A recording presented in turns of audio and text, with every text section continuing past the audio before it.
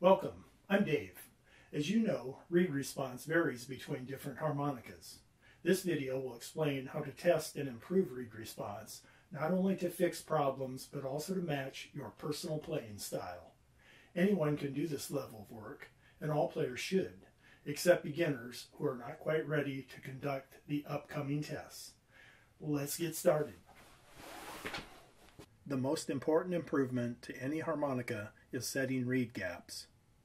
The gap determines how quickly and efficiently a reed responds to airflow.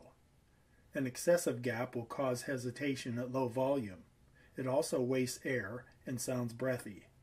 If a gap is too small, the reed will not play at all, or it will choke or stall during abrupt playing.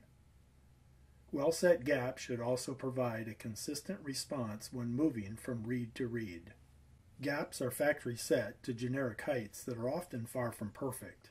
This is because each of the 20 reeds requires very slight adjustments. There's a range where a gap generally works, but the optimal gap is a personal choice. So buying a harmonica that has each reed set just the way you like them is purely a matter of luck.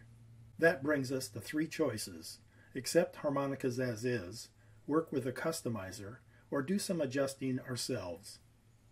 Some folks are intimidated by the thought of fiddling with harmonica reeds. There's an understandable fear of messing something up.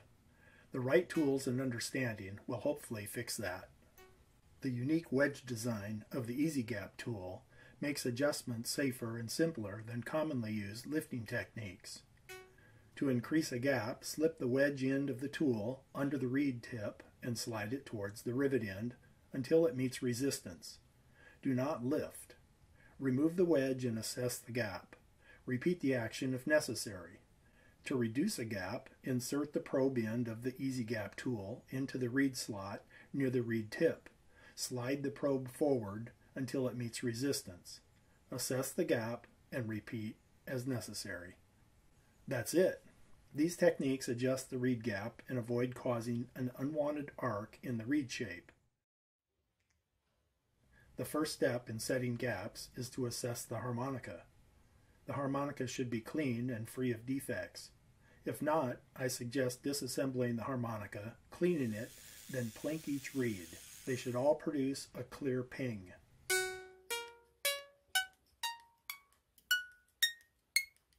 Use a wrench and backlighting to center reeds.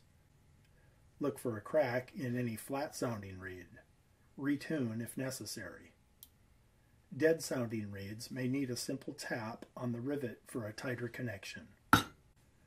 Now let's assess the gaps. Start by hitting each individual blow and draw reed with an abrupt breath, like the type that you would personally use for a loud accent, for example, a strong caw articulation. Make note of any reeds that stall, choke, or fail to play. The gaps of these reeds need to be increased. Next, test each individual reed using your absolute minimal breath. Slowly increase the faintest breath until the reed actually starts to play. Make note of any reeds that allow a whisper of air to flow prior to actually playing. The gaps of these reeds need to be reduced. Severe gap problems can normally be seen with the naked eye.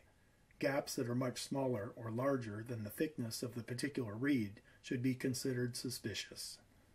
It's important to note that a breathy reed can also be caused by a leaky connection between the plate and the comb. The best practice is to flatten the comb and reed plate first, then set the gaps. Search our videos for more on the subject of flattening plates and combs. Now remove the cover plates and make all of the noted adjustments to the draw plate reeds. Make small adjustments while retesting the problem reeds using both the attack and whisper tests. The blow plate reeds can be adjusted through the assembled comb using a probe, but I recommend removing the blow plate if you're new to this type of work. The blow plate can be simply held in place during the play tests. Access to the top of the reeds makes adjusting easier. Make all of the adjustments to the blow plate reeds as you've done for the draw plate. The gaps of the blow and draw reeds that share the same hole impact each other, so do plenty of testing. Use some of your favorite techniques that challenge a consistent response, like soft and smooth glissendos, bends, warbles, splits, and triplets. The goal is for a similar response from each reed. Assess the work within your personal style of playing. Generally speaking, tighter equals better, as long as there's no choking involved. Once you have all the gaps dialed in, install the covers and enjoy your work.